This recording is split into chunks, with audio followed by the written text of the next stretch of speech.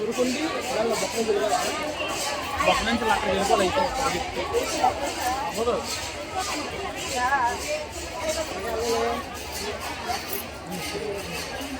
తీయాలి.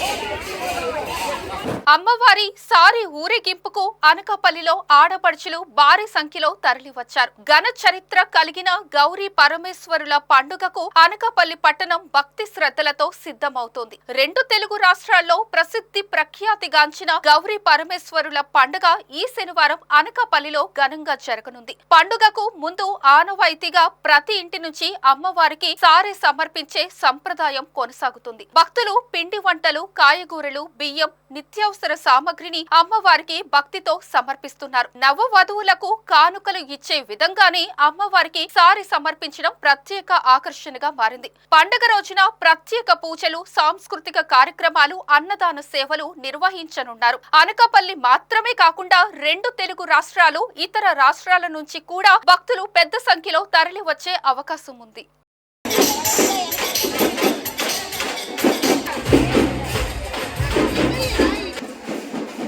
ఈ సంవత్సరం మహిళా తల్లులందరూ కూడా కొత్తగా ఈ సారి ఊరింపుల పాలకావులు కూడా ఏర్పాటు చేశారు.